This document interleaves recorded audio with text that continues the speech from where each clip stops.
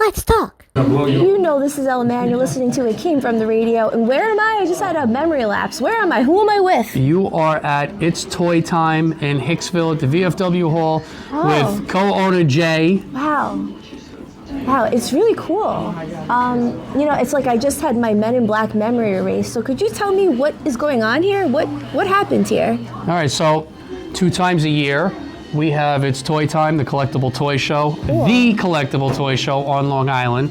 This show is wall-to-wall toys, video games, some comics.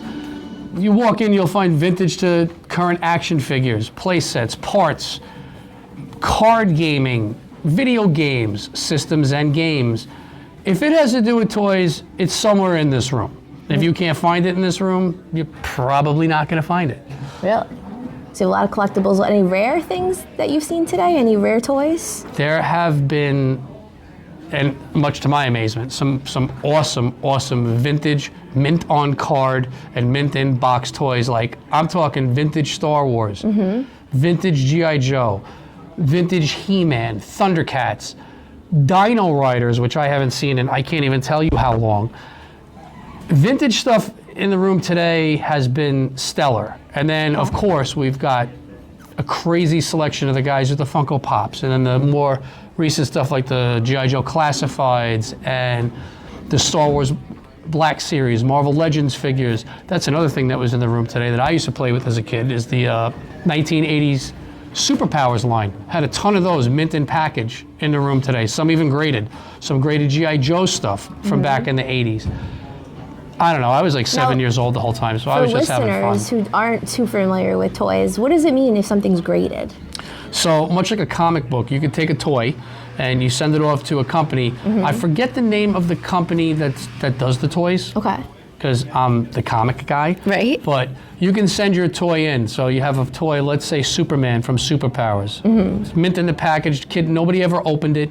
And they will grade it just like they grade a comic book for the condition of the package, the bubble, the figure inside the bubble, and they encapsulate it in a hard plastic case. Put a neat little sticker on it that tells you what the grade is, and then you have a graded action figure. They do it with vehicles, they do it with play sets. Okay. And what's the weirdest thing you saw today? The weirdest thing I saw today was a Tarzan figure from Disney from, I guess it's the 1990s. Okay. It was weird for a few reasons, but that was the weirdest thing I saw today. Could you tell us why it was weird? The way that he looked and the position that he was in. Do you wanna act out the position for No, us? because I have to keep it G-rated. Interesting. Okay, I wish I saw that. I wish we could put that on this little video. Yeah, it was totally just kind of like a thing. It wasn't meant to be that way, but... Any surprises on this show? Well, one of the big surprises for us is our attendance. We had well over 500 through the door today, which was awesome. Wonderful. A lot of kids, with their parents, and seeing kids at the show is always awesome because there's no better way to corrupt kids into a hobby, and I mean that in a positive, than to see the parents bringing the kids and the kids actually being engaged and involved in it. So like at the front desk, first 10 kids through the door this morning got a free Funko Pop. Oh, nice. Okay. It was really, really cool to see a kid pick one, have a big smile on their face, go into the room with their parents, and then walk out with 3 more Pops. Right, that's pretty cool. And what do you think is some of the benefits of getting involved in toys for children or adults? From a collector's standpoint or just in general? Any standpoint, just any benefits. All right, well, first of all, for toys for kids, toys are one of the things that allow kids to use their imaginations and to pretend and to dream, right? So any kid playing with toys, to me, it's a mentally positive and stimulating thing for them. Now, as you get a little bit older and you start to realize some of this stuff is collectible, everybody needs to have hobbies, right? So here's a hobby that's a harmless hobby, other than maybe to your pocketbook. Collecting toys, I think, allows us to relive our childhoods to a degree, because I know it certainly does for me with some of the stuff I see from when I was a kid. Depending on how you're collecting, there can be an investment level in it. Not the easiest thing to do. It's like playing the stock market, so that's not for everybody. But toys, comic books, sports cards, whatever it is, right? If it's a hobby and you enjoy doing it, I think that's really the benefit, is that it brings you enjoyment in your life. And I can tell you right now, this was a room full of happy people that their hobby is making them happy today. Well said. Well, science shows playing, if you can really play and really enjoy yourself, then you can actually exert more at work, and work can be more enjoyable. Sure. So if you want to be a hard worker and get things done productivity-wise, perhaps you should embrace playtime more. Well, there's an old saying, work hard, play hard, right? Work hard, play hard.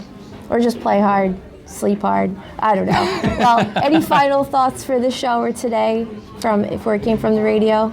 Absolutely. First of all, I always have to say this. Thank you for Came From the Radio for being here, because they're supporters of ours and we love them. But this is not the only show, folks, so just keep in mind, there's more coming, and the next one is in September. Okay. And here's something nobody knows. We will be in a new location. Any, where? Long Island? Can't give any real big specifics other than still going to be in Nassau County, still on Long Island, and it's going to be a bigger place. And what's the name of the September show? It's Toy Time, Collectible Toy Show, and Long Island Comic Fest is next month here, April 29th. April 29th. And then in October, we'll be moving to our new location that I cannot announce yet, but I promise I will soon. All right, beautiful. Well, thank you very much. I had fun in my drive-by situation coming to the show before going upstate. Thanks for having me. And now back to more Came From the Radio. Bye, guys.